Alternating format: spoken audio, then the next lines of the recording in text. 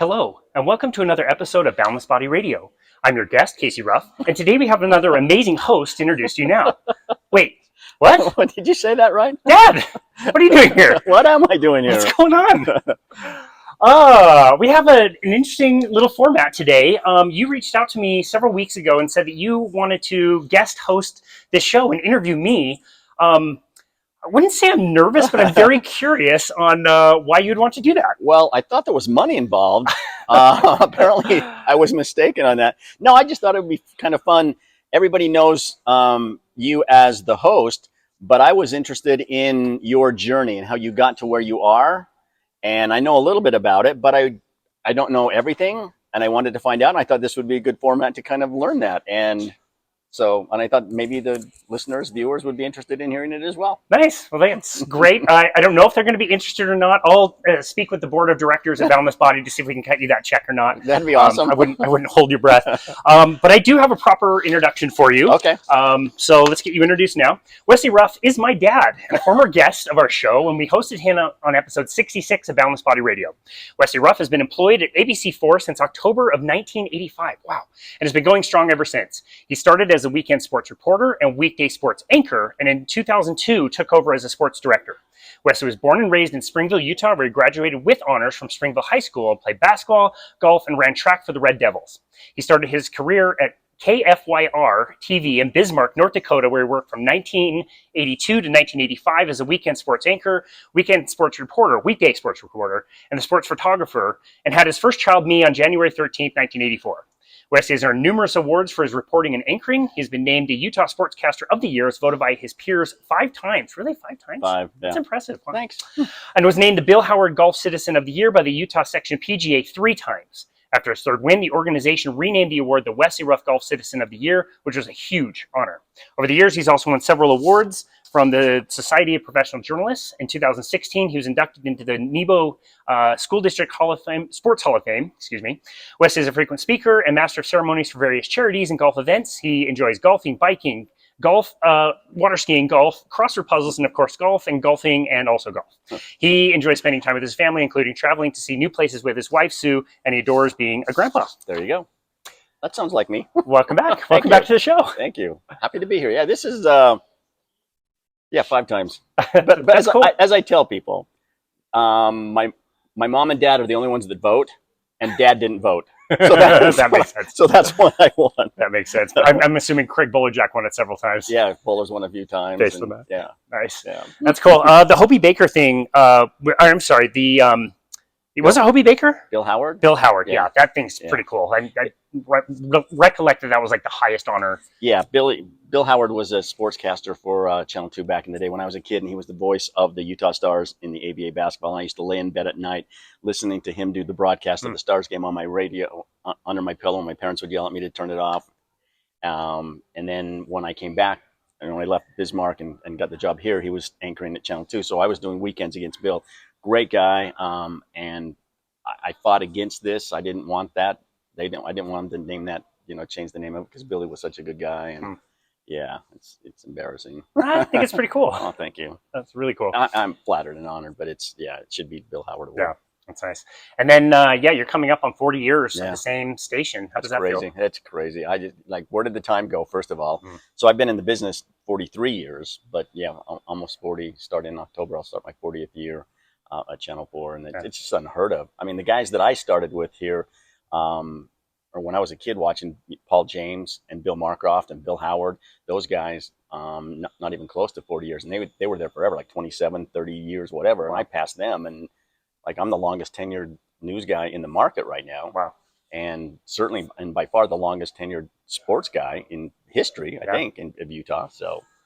And at least as of now, not really ending anytime soon. Hopefully not. I mean, it could all come crashing down tomorrow, but with ratings and everything. But yeah, so far so good. Wait, cool. Why are you asking me questions? I thought I was asking you. It's my podcast.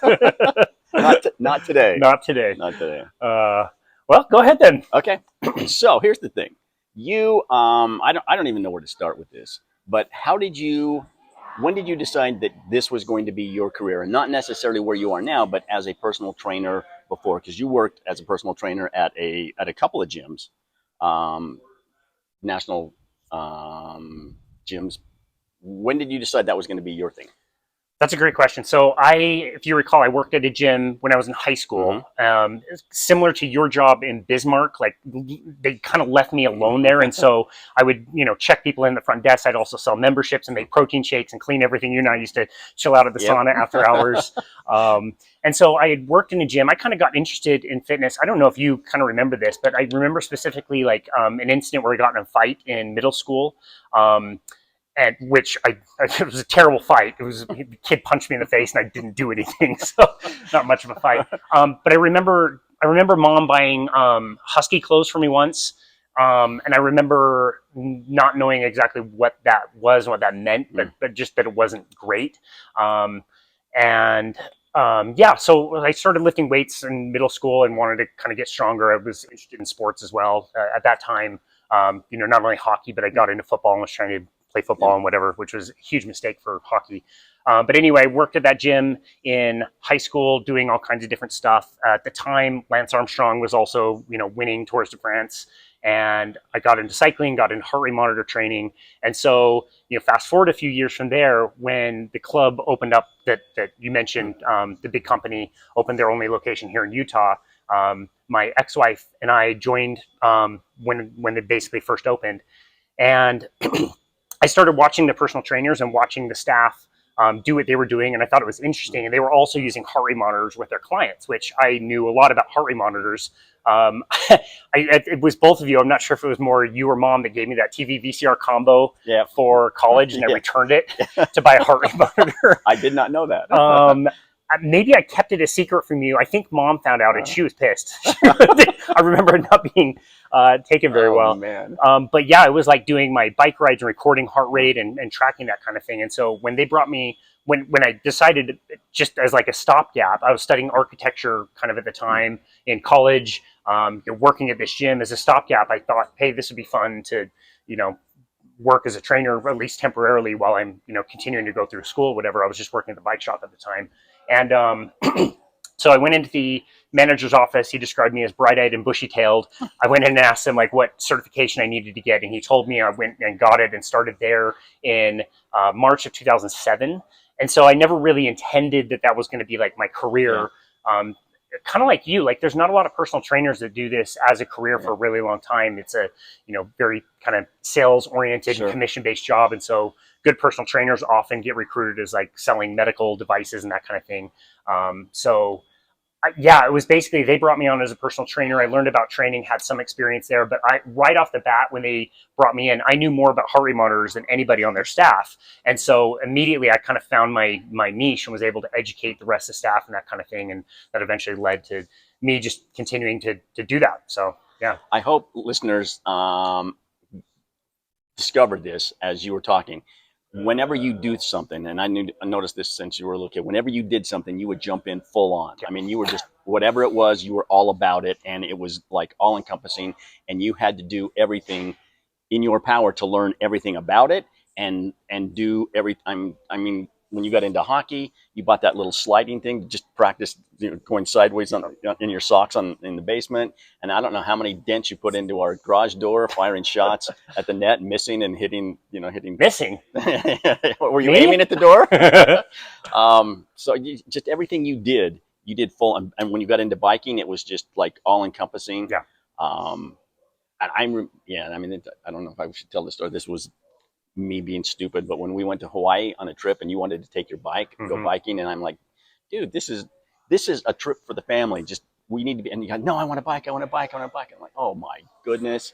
And so you wanted to take, like, would you take like a wheel and your shoes or something? Yeah. And then rented a bike and put the family through whatever for me to do that. So, yeah. So yeah, that drove me crazy. But again, it's just that's you. You were full in. When you did something, you did it all in. Yeah, it's always, for better or worse, been a part of my personality. Like if I, there was a time when I got into photography, and for like 3 or 4 months, I wanted to learn everything there was to know about photography, how to work the apertures and f-stops and all that stuff.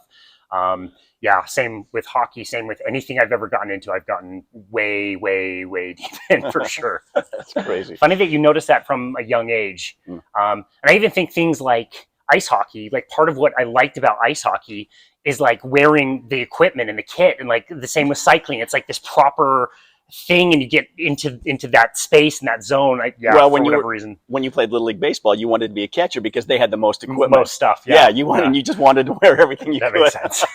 It's just you you wanted to be the best. That's and in that regard, you were like me a little bit, because when I was growing up and played basketball, I'd just go out and I would chisel ice off the driveway in the winter so I could go out and shoot free throws and practice. And then with golf, I spent more time hitting balls than I did playing, because I always thought that if I could get a good swing, and I could suck right now, but that good swing would serve me well throughout my life.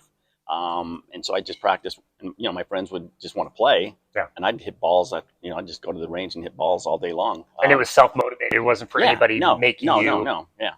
Unlike my brother would spray a ball over here and spray the ball back over here and then chip it up and one putt for a par. But I was more interested in like keeping it in the fairway, getting on the green, and two putting for a par. It was more, for me, it was like more aesthetics. I looked at pro golfers, good golfers, and that's how they played, and I wanted to be like that. And I think the same thing. You whenever you did something, you wanted to do it correctly and learn everything you could about it. Yeah. So sounds like me. Yeah. So you get into that, and I appreciated all the help you used to give me. But one of the things I wanted to talk about today, and I don't know if I'm skipping steps here, but you preached one thing for a long time, and then suddenly you turned to something else. And in my opinion, I think whatever you believe, you can find it on the internet, right? I mean, whatever you believe, you can find stuff on the internet to support your position. Not you, but people in general. And you're teaching like food prep. I remember you got me into food prep and eating less food, more times a day, more meals. And now it's you're preaching intermittent fasting, a lot of protein. What is it? Keto? How do you say that? Ketogenic. Yeah, ketogenic and carnivore diets. So when did that change for you? Yeah. And why? Great question. And I love and appreciate that you and I have been able to have so many like open and honest chats about this. And I know today I want the honest like questions. It's really great. So gym culture, I was only certified as a nutritionist in 2017 is when I got that certification. If you recall, I was working in the western region of this company, which required lots of travel, which means I wasn't in my home club very much, and our pay is based on commission. So I was selling less for the company because I was traveling more, but since my numbers were down, they demoted me, and I lost that, which was my favorite position I've ever had in my career. And it was a pretty dark time in my life and a really hard time, but I decided then that I wanted to like reinvest in myself. And I bought this certification, which was a few $1,000s. I remember you doing that. And I'm like, this seems like a mistake. Man. Yeah. I mean, financially, I remember getting a check that was 3 digits, like in the hundreds. And that spring of 2017, and I was getting married in a few months, and I tried to show Bethany from all of that, but I was in a really, really dark place where I was like, my business was not where it needed to be. If I was only going to be a personal trainer, again, as the regional guy traveling around, it was different. And I got a different kind of pay structure that was more based on how the program was doing in the West. But once I lost that again, like I was in a really dark place. And again, remembering that some of the paychecks I got were 3 digits, were not great, especially for somebody who's just going to get married. But anyway, I decided to invest in myself and do that nutrition certification. I'd always been interested in it. And at the time, it had been several years where I'd already been exposed to this idea that fat in the diet was actually a really good thing. So in 2012, we had a guy that was training endurance athletes, which I had done with cycling. And he was feeding world-class triathletes a lot of fat and protein and not a lot of carbohydrates. And they were burning more fat, and their endurance was improving. Which is totally different than what people assume. Like, I remember when I was a kid, if you were going to run a marathon, you carbo loaded. You would eat spaghetti and pancakes before the race. Yeah, it was all about carbs. Yeah, and that's how I competed as well. All that kind of stuff. And this guy's on the phone. He wasn't working for the company. It was more like a consultation. And he was using the same like metabolic carts that we were using to validate all this stuff. And he's like, I'm feeding triathletes bacon and butter and cream, and they're not bonking, they're not running out of carbohydrate energy. And understanding, it sounded so bizarre. This took me a long time to really understand and appreciate. But essentially, like, if you store so little carbohydrate in the body that you either need to top it off all the time if you're burning through it, or you'll run out of energy, or you can teach the body to run on the other energy system, which is fat. And you do that primarily by training in the proper intensities, but also changing your diet, eating more fat. That's interesting, but there's a lot of people out there who totally disagree with that. Yeah. Right? Yeah. So, I mean, it's almost like your voice in the wilderness. I know it's getting bigger and more popular. People are jumping on that bandwagon, but for a long time, that was like you were just kind of ostracized. Sure. And even athletes in the Tour de France are consuming, some of them, up to like 125, 150 grams of carbohydrate every hour as they're competing. So it's definitely, you can burn carbohydrates as a fuel source. It's fine. And at top levels of performance, you probably need some of that. But the level that I was at, just understanding that if you switch burning the carbohydrate fuel for the fat fuel, your endurance would improve because you have tens of thousands, hundreds of thousands of calories of stored fat in the body. And so that helped my own cycling. That was kind of like the first step. Another step was encountering the work of an author and journalist, Nina Teicholz. And she wrote a book called The Big Fat Surprise, which came out in 2014. And I remember I listened to a radio interview that she did with, it's Radio West, the Radio West program. I think it's local here. Fabrizio, I think, is the host name. Anyway, he's local to Salt Lake Valley, and he did a radio interview where, he's talking to this woman who is uncovering the history behind why we think fat, and saturated fat in particular, is bad for us. And maybe we got it wrong by chasing down saturated fat and cholesterol. And so I was aware of her work. It took me 2 years to actually read her book all the way through. Like, I didn't pick up the book, even though it was available in 2014, until 2016, according to my Facebook, like, time hop thing. And I think it was an internal resistance to the idea that if this woman is right, then we're all wrong. And that we've been told in the fitness industry, lean proteins, lots of whole grains, frequent meals, like you mentioned, lots of fruits and vegetables. So again, this was a really unconventional type of approach. And again, I think I resisted that idea. And so, when I got my nutrition certification, it was in that same kind of world of like, you meal prepping, whole grains, vegetables, fruits and vegetables. It would teach you like how to portion out different things in every meal. It was a lot of prep. It was a lot of shopping. It was very time restrictive. And if I was coaching somebody in that way, like, you remember the software program that I put everybody on that was offered by this company. Remember how like behavior based it was? It was like, oh, your goal for this week is to eat 30 grams of protein at every meal, or your goal this week is to make sure you have 5 different colors of vegetables in a day. Do you recall some of that stuff? Yeah, a little bit, yeah. So what it enabled you to do, if you're always coaching behavior with somebody, I can always find something that you didn't do well enough. So I'd get you on a coaching plan. We'd meet up every other week, and it's like, oh, you didn't hit your goal this week. Well, did you eat until you were 80% full? Did you shop and prepare for all these meals? Did you eat the adequate amount of vegetables I told you to eat? There's always something that you didn't do well enough. And now I kind of steal this phrase from a guy named Dr. Jason Fung, who it's like, he calls it blaming the victim, where we're giving people bad advice that's not really working, yet we blame them because they're not good enough at following the advice. Interesting. So it was frustrating in the sense that I'm hired to help people. They, usually want to lose weight, but their energy sucks. They don't feel very good. And they're not getting to where they want to go, even though we're telling them all the right things to do. And they're spending lots of money, lots of time, throwing stuff away at the end of the week.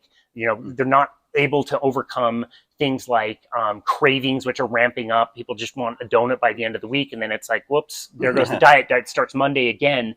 And it was that kind of cycle that I found myself in that was very, kind of frustrating. Like, I'm giving people what I thought was really good advice, but seemingly nobody is very good at following the advice. That had to be hard, because everything we learn as a kid, the food pyramid, all that stuff, and the colors of vegetables and everything you had been taught, just that is thrown at us, that we just assume is fact, whether it is or not. That's, You're up against the U.S. government, who came up with guidelines starting in 1978 and come out every 5 years with new guidelines, including the food pyramid. Now it's called My Plate, which is kind of the same thing. Although now there's no limitations on cholesterol. Not many people know, but in the U.S. dietary guidelines since 2015, they say that eating cholesterol is no longer a nutrient of concern. You can have as much as you like, but they were wrong about that. It's the American Heart Association since the 1960s making guidelines, but they were bought out by a payment they took in 1948 from Procter & Gamble, who make seed oils. And so they were promoting the use of Crisco over butter. The American Diabetes Association. There's roles that people don't appreciate that come from the Seventh-day Adventist Church. They were the first ones to come out with guidelines around what is called the Garden of Eden diet. The very first nutrition schools in the country were started by Adventists, and they still have an amazing, crazy amount of power in the nutrition space that affect all the guidelines. It's all the universities like Harvard and Stanford and Tufts University that came out with a food compass in 2022 that says literally that branded cereals like Frosted Flakes and Special K is healthier for you than ground beef or chicken breast. Like, you're up against everything. It's this crazy. If this is right and what I think is right and what I question all the time, then how is it possible that all these other trusted organizations are so wrong? Well, that's the thing I wanted to ask you. It goes back to the lone voice in the wilderness kind of thing. If people on the surface look and say, the government's telling us this, Harvard and Yale are telling us this, Stanford, Tufts, whatever, all these major organizations are telling us this, and you, Casey Ruff, like, who are you?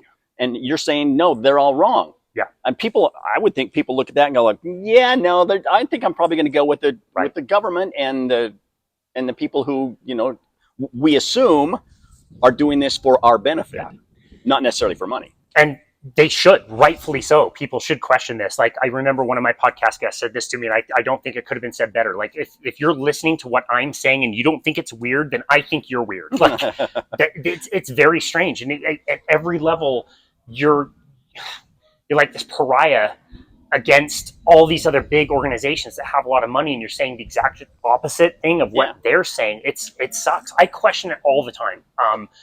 I don't think I can. I always strive to be very, very careful about the things I say, the things that we know, also the things that we don't know, and trying to go out of my way to be like, these are guesses. We're making as good a guess as we can make, but at the end of the day, you're swimming upstream for sure. And I've said this to you before. It's like, what's the program du jour kind of thing? It's like, you for a long time you're like, butter's bad, and now you're suddenly like, use butter in everything. Yeah. And so for me, who's not in the field and doesn't do the research like you do, I'm like, what is this, just the fad now? Is this and you said, maybe in a couple of years it might change. We'll find out something else. But so it's just on the surface again, and I'm just talking on the surface. It just seems so wrong. Yeah, I get it. I totally understand that. And again, I wouldn't want somebody to just take what I'm saying as the gospel. I want people to try it and see what they think, or think critically about certain things. And it's not easy. It's not fun socially. It's not easy to do around friends and family. I mean, you and I do lunch every single month where we only go to really one place because everybody knows us and know what I order. And they give me the same order without giving me flack, where other places I get. So it's awkward. It's uncomfortable. It would be so much easier to go the mainstream route for sure. And again, I would want people to really deeply question the stuff and realize that, like, it's funny, but the standard American diet, the diet that we're eating, that's the fad. That's the thing that's very, very new. You see these other diets pop up and they look like fads because, people hadn't been talking about them. Now it's like the thing that you have to do, but like the standard American diet, that is the fad. To go into a grocery store and buy mangoes in Toronto in March is the fad. Like those are so normalized now, but would never have been possible in our history. And a guy like me who I love grapes. Grapes are great. Yep. And you're like, because these grapes are not the grapes that people were eating 100 years ago. Yeah. They've been scientifically, genetically altered to be bigger and sweeter, have more sugar. These are not good for you. And I'm like, I like them. Yeah, I like grapes are great. Bananas, and you say, no, bananas are one of the worst. Raisins, because they have so much sugar in them. Yeah. Yeah, the Cavendish banana that we all know as a banana is so different. Like when I lived in Brazil, like there's so many different varieties of banana that are smaller, they're seedier, they have different tastes. Like they're really, really good, but it's just different than what we imagine than a navel orange and a Granny Smith apple and like, a Bartlett pear. These are all invented by us to, reward sweetness. And this just happened 2 days ago.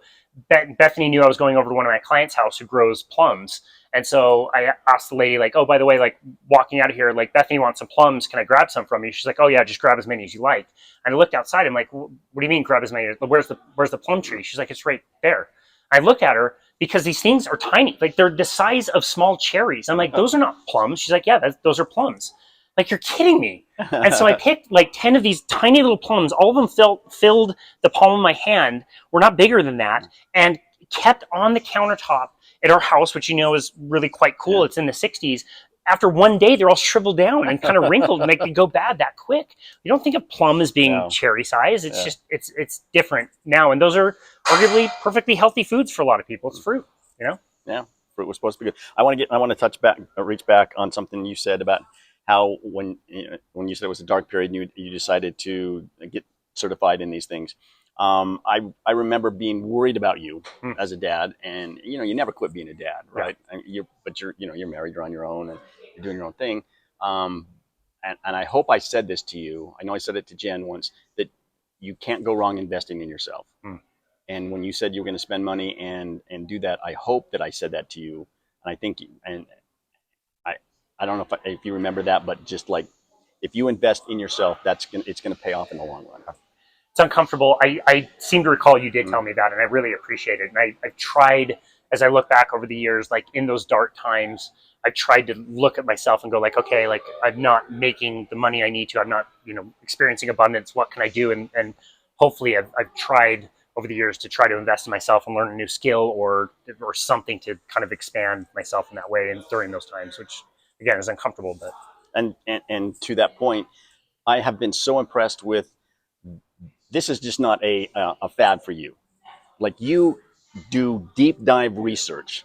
Like you read more than a week than I probably read in a year.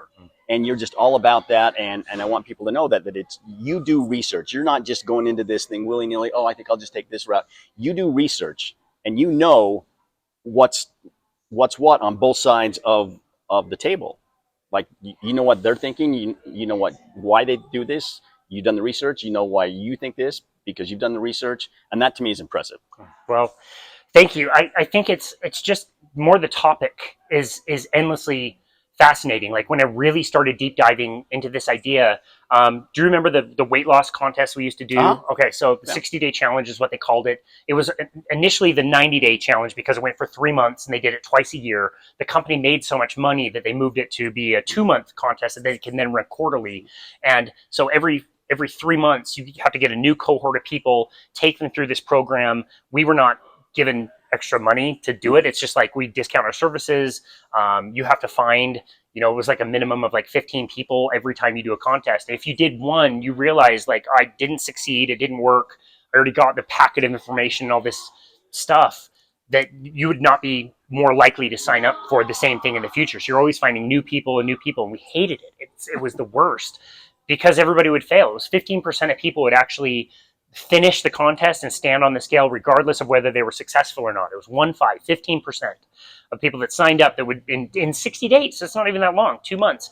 And again, it's like prepare all these meals and here's all these elaborate recipes and all these ingredients and all this stuff. And it was the spring of 2018 where there was a guy who worked for the company, managed the pool, Clark, if you remember him. He was assigned to us. He did the contest. He didn't want to, but since he was an employee, they kind of made him. And he was explaining to me, like, I'm snacking on cereal in the middle of the night, and I'm never hungry. My energy sucks. And I could recognize at the time that at the very least he wasn't always hungry, not never hungry. Yeah, sorry, always hungry. Yeah, thank you. And so I listened to what he was saying, and I'm like, dude, at least get full from your food, like have more protein and fat or whatever, and just start with that. And he went away and came back in a few days and was like, dude, I just lost like 3 pounds. I feel really good. What is this keto stuff? And I was like, that's cool. That's great. You shouldn't, according to every textbook I own about personal training, you can't lose weight that quickly. So maybe he's wrong. I don't know. Maybe he just lost a lot of water.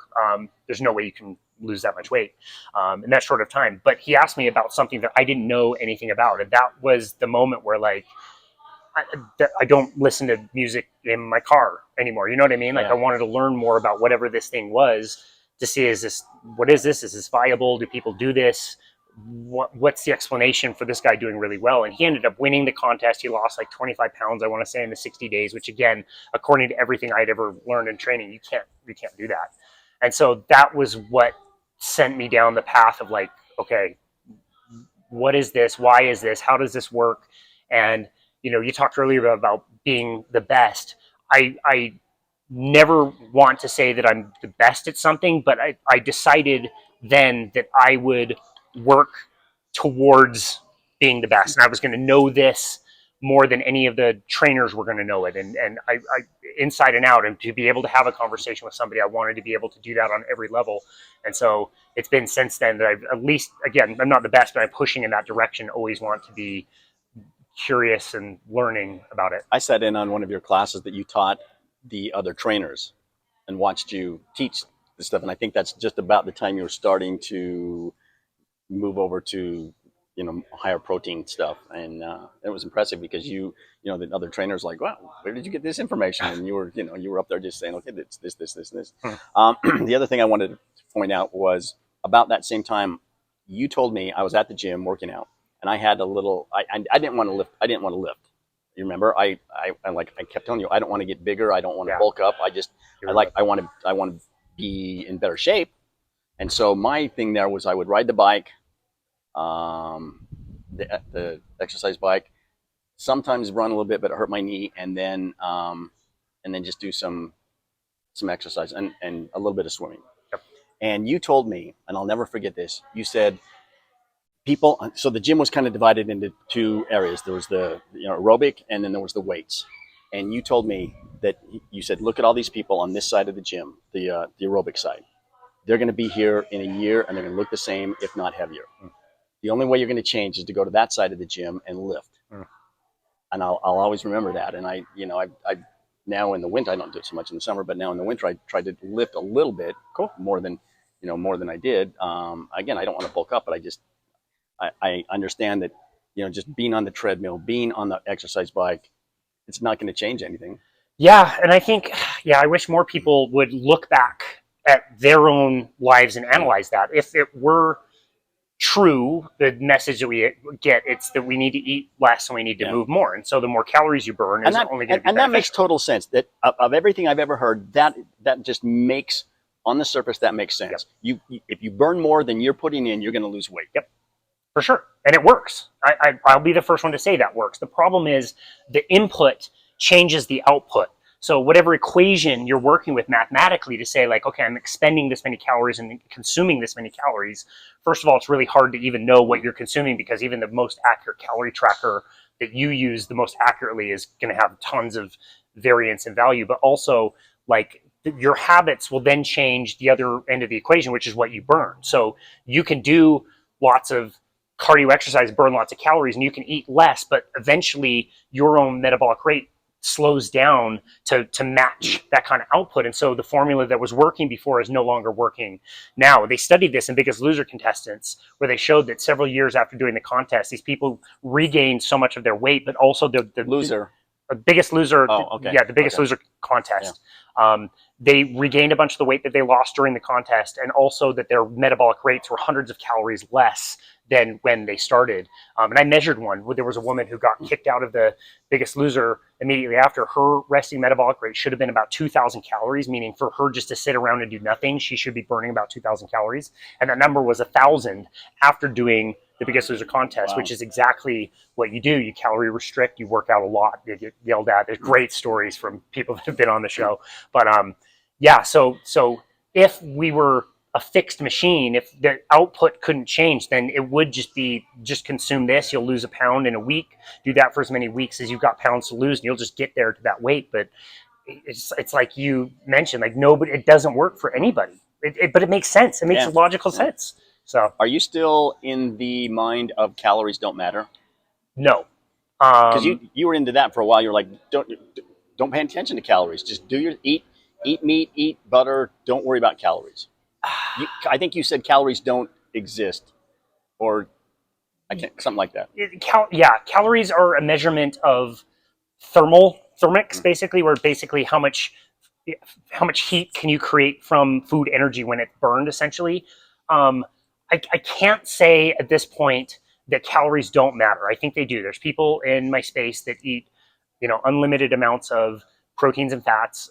They have zero or very low carbohydrates, and you can gain weight. I have done it, like where there's been, days in the past where I can eat 20 scrambled eggs at one time with like half a stick of butter, and like I can eat it. I love it. It tastes really good, but my weight has gone up without any other like deviation. So I still think they're part of the equation. I just don't think they're the primary part of the equation. I think that's more hormones that determine what our weight is. We just hosted a guest who said this, which I really like. The calories are what you weigh. The macronutrients, or how much protein, fat, and carbohydrates you consume, are what you look like. And then micronutrients like vitamins and minerals and that kind of thing is how you feel. I thought that was an interesting way to think about it. It was like, yeah, you can't just, nobody can, I think, it's difficult to say that you can just eat as many calories and as much fat as you want with impunity. Like eventually it's going to be too much. You're still putting in too much energy into the body. That said, if you're eating the right things, which again, in my opinion, is lots of proteins and fats from animal products, you will be so naturally satiated that it's just really difficult to do in like a practical sense. You're just going to be so kind of full all the time that it's hard to overconsume calories. It's a lot harder. So throughout life, people have eaten grains, they've eaten fruits, they've eaten vegetables. When was the last time you had a vegetable? Any like consumable, measurable amount of vegetable, 5.5 years. That's crazy. Yeah. Because again, that's the one thing, and it seems like, back, you look at history, people were farmers. When civilization started, and they'd go out and farm, and they'd plant some vegetables and plant grains, and that's what civilization was based on. That's when, they stopped being nomads and started having communities because there were farms, and that's what they were growing. Yeah. And now, correct. You're saying no. Correct. No, it was that is when civilization started. The grains in particular have been in our diet at larger amount for anywhere from 10 to kind of 12,000 years, depending on who you ask. It happened in different regions as well. So some regions, used wheat, some used corn, some used other types of grasses, rice. Although it didn't look the same as what it looks like now because we've modified it so much. And we did consume more grains at the time, and it affected our health. That's when our brain size kind of peaked out, has declined since it peaked out back about 12,000 years ago. It's smaller by about 150 cc's now than what it used to be. You can see it in the bones. The bones were far weaker. When you look at the Egyptian culture and their mummies, basically, since they preserved their bodies, we can see that they had atherosclerosis developing in a lot of theirs. That's a big word. Yeah, I know. You also see dental caries, which is something that most native populations don't get to see. You don't see a lot of cavities.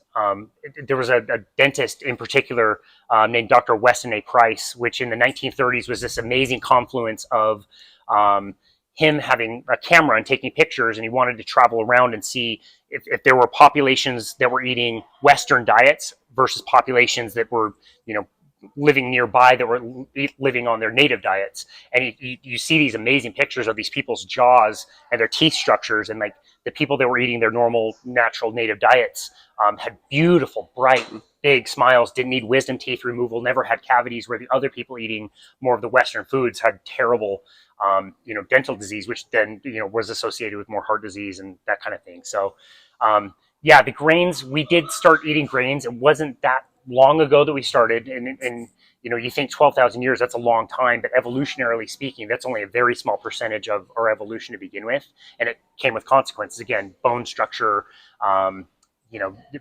cavities, all that kind of thing. You think about fruit, like we mentioned earlier, has been modified from what it was in the past, and the big thing with fruit is, yes, you get fruit on a natural landscape, but it's so seasonal.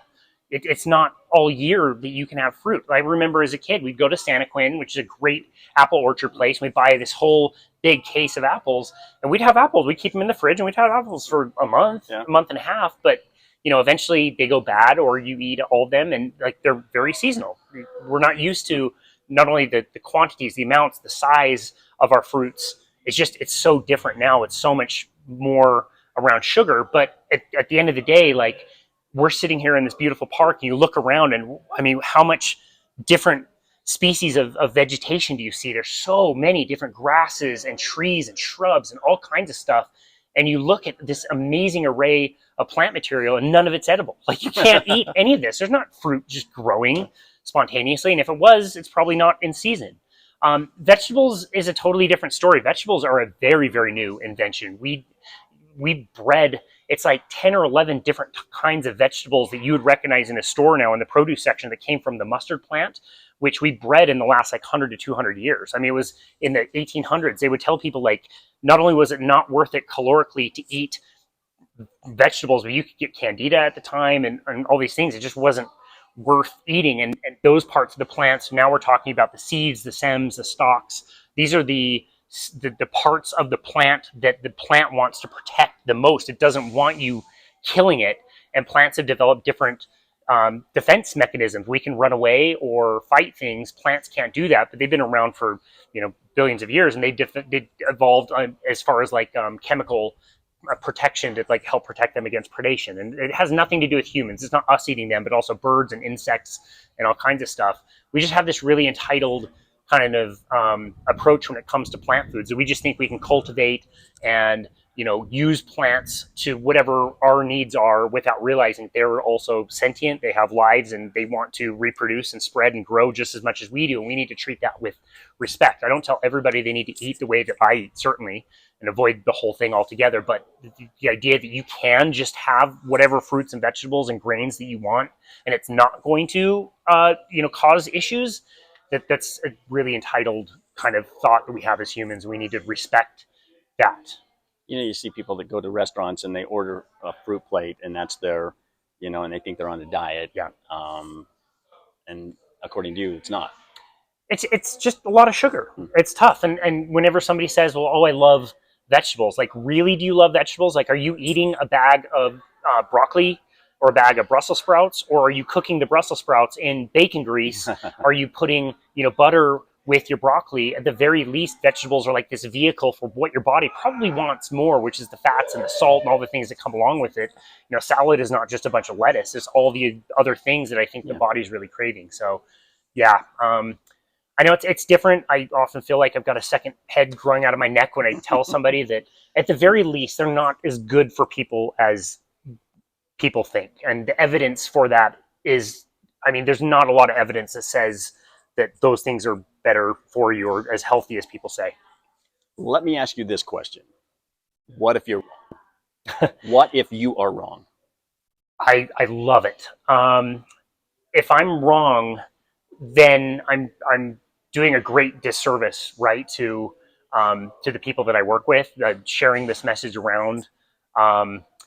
And I'll relate this story now that I've traveled around to different health conferences.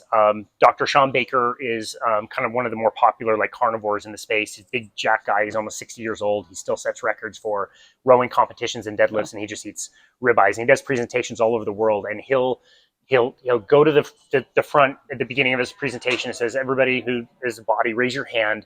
And then he'll say, in your recent history, whether that's months or years, how many people here have been eating more meat? And most of the hands stay up. How many of you have been eating less fruits and vegetables than you ever have? And most of the hands stay up. And how many of you feel better than you've ever felt ever in your life? And all the hands stay up. And then he'll ask that question. He's like, what if we're wrong? What if cholesterol is a thing? You guys are just admitted you're eating all this cholesterol, all this red meat. It's supposed to kill you. What if we're wrong? How many of you are willing to change your diet today so that you can comply and not die of a heart attack? I'm telling you, like, if you continue eating this way, you're going to die of a heart attack. Or you're going to change your diet. And it's striking. I love to run up to the front of the room and take a picture of it because it's like every hand stays up. I don't see a single hand go down when asked the question. So they would stay with this diet. They would stay with this diet. A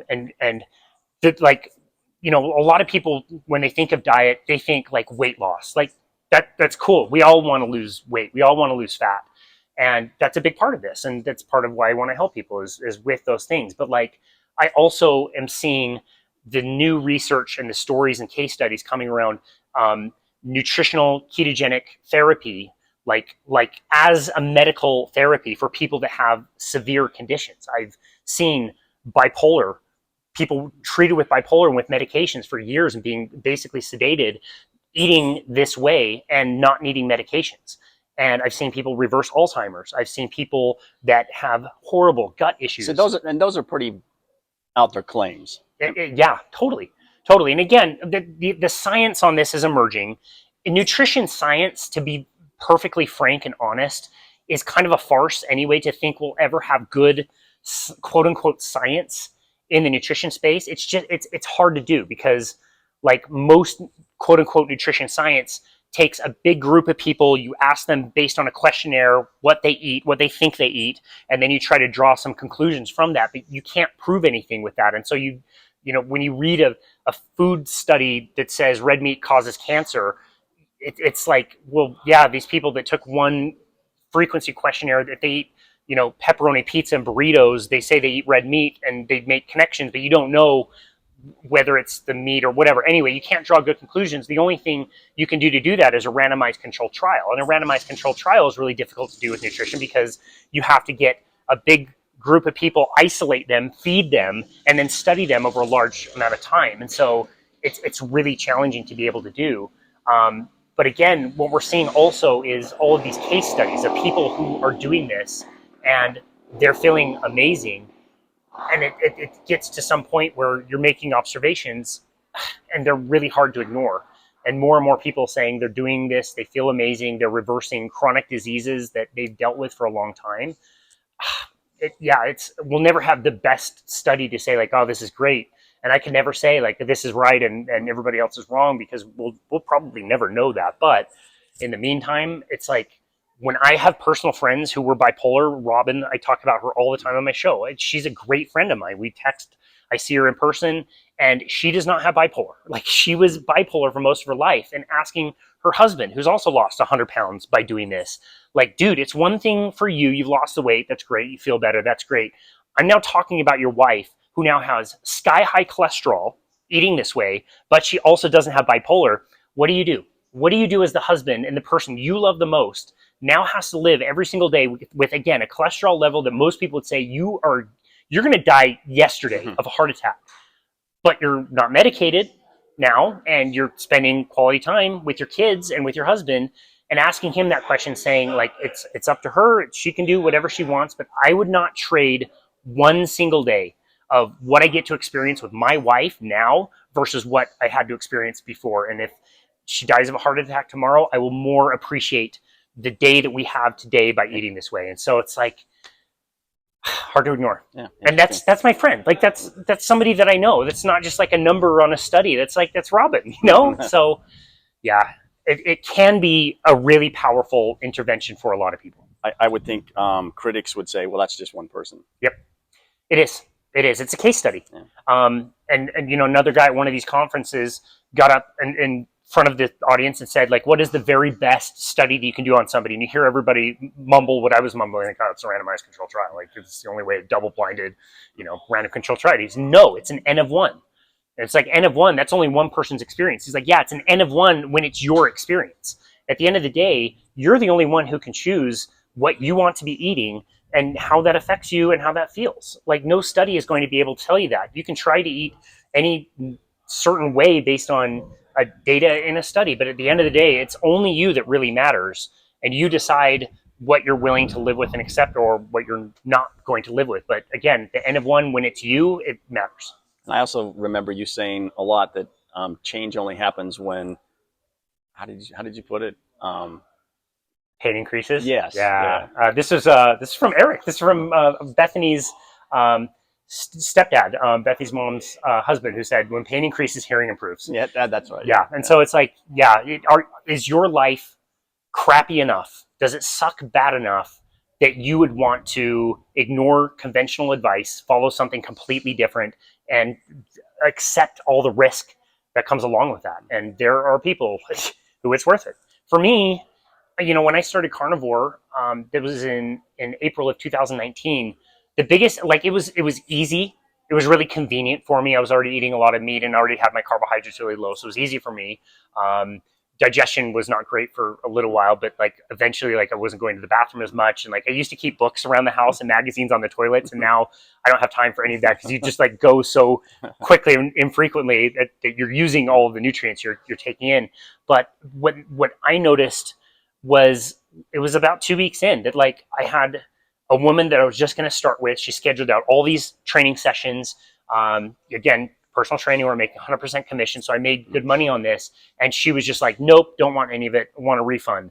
And normally I would have freaked out. Like that's my revenue that I just lost. I just spent all this time, doing a consultation and scheduling and all this stuff. And she was like, yeah, I don't want it. And I would have freaked out. And I remember like being like, oh, okay, cool. Let's get you that refund. Let's make sure you get this. If you need anything down the road, that's fine.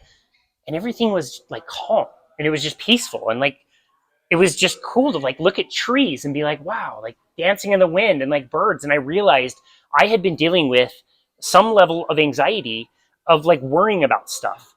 And I couldn't like think through things very well and very critically. And like that got way better. My brain was literally working better when I was not eating all this other stuff that I was eating before. And for me, that was when pain increases, hearing improves. Anytime I've gone off of it and my stupid brain thinks, oh, I'll just have a piece of pie and I can't stop myself. Like a few months ago, we did peanut butter burgers. Dude, the peanut butter that I got, there was just peanuts and salt, like very clean. Dude, that was gone in 2 days. I can't stop myself. Like I believe I have some level of sugar addiction and I do. it tastes amazing. It's really, really good. And like, for me, it was like, when I eat that way, I lose it. My anxiety comes back. I don't sleep very well. It's not the worst.